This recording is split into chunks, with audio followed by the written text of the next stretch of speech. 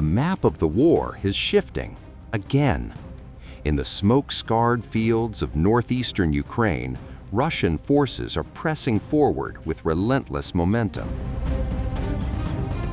The village of Staritsa in the Kharkiv region has fallen. According to Russia's Ministry of Defense, units of the North Group of Forces completed what they call a decisive operation, liberating Staritsa after intense combat.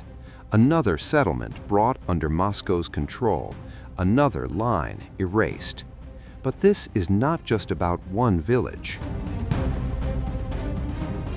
Russian strike groups are now hammering Ukrainian brigades across Kharkiv and deep into Sumy, opening pressure on multiple fronts. In a single day, Ukrainian losses mount. Dozens of troops, armored vehicles destroyed, electronic warfare systems wiped out. This is the sound of momentum. President Vladimir Putin says the objective is clear: a security buffer zone stretching across Kharkiv and Sumy, pushing the front line farther from Russia's borders. And here's what makes this moment different. Kharkiv is not among the 4 regions Russia formally claimed in September 2022: Donetsk, Luhansk, Kherson, and Zaporizhia. Yet the advance continues, the territory shrinks, and the question grows louder. Is Moscow laying the groundwork for something bigger? As Russian forces dig in and Ukraine strains to hold the line, the battlefield reality is speaking before diplomacy ever can. Kharkiv is under pressure. Russia is advancing, and once again, the war is rewriting its own boundaries, one village at a time. The Russian Defense Ministry claims its forces have crushed Ukraine's weakest nerve, shattering resistance at a critical pressure point.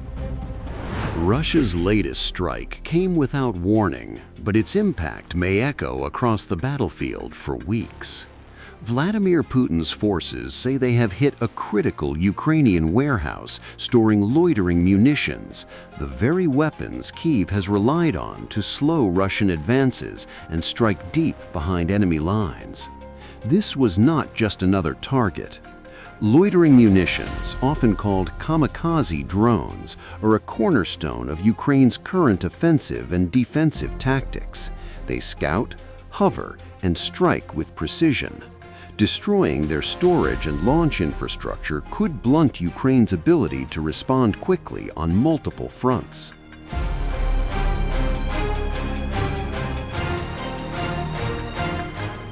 According to Russia's defense ministry, the attack was carried out using a coordinated barrage of operational tactical aircraft, missiles, artillery, and strike drones. Alongside the warehouse, Moscow claims it hit launch sites for long-range UAVs, energy facilities supporting Ukrainian military operations, and temporary deployment zones used by Ukrainian troops and foreign fighters. The message is clear. Russia is not just targeting troops on the front line, it is going after the systems that sustain Ukraine's war effort: fuel, power, drones, and command nodes. This is about weakening Ukraine's operational tempo before it can regroup or mount fresh offensives.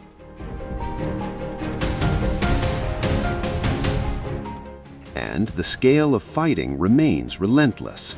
In just the past 24 hours, Russia claims Ukrainian forces suffered roughly 1,260 casualties across the entire line of engagement. These numbers, released by Moscow, underscore the intensity of combat stretching from the north to the south of the battlefield. Let's break down where the fighting was most severe. In the north, Russia's Battle Group North reported gains in positions near settlements in the Sumy and Kharkiv regions. Moscow says Ukrainian mechanized and assault units were hit hard, with around 160 troops killed or wounded. Russian forces also claim the destruction of a tank, armored vehicles, artillery guns, and electronic warfare station.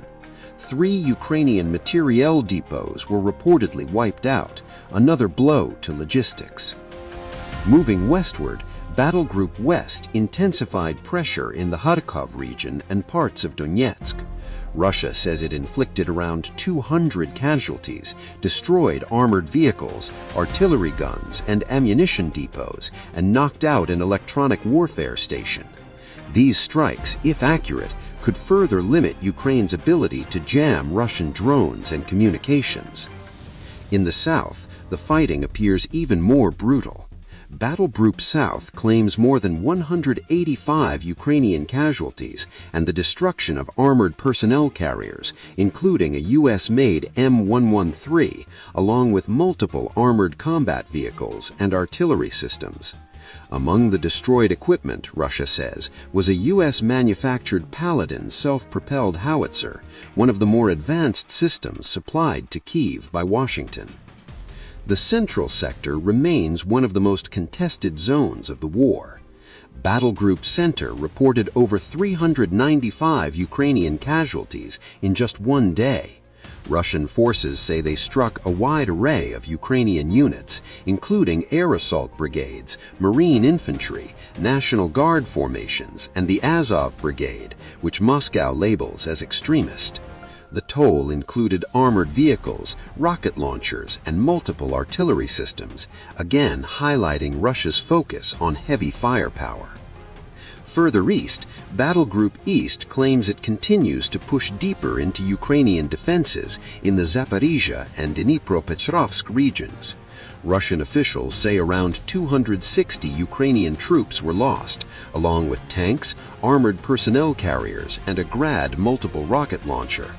These areas are key to both sides' long-term strategic objectives, particularly control of supply routes and territory.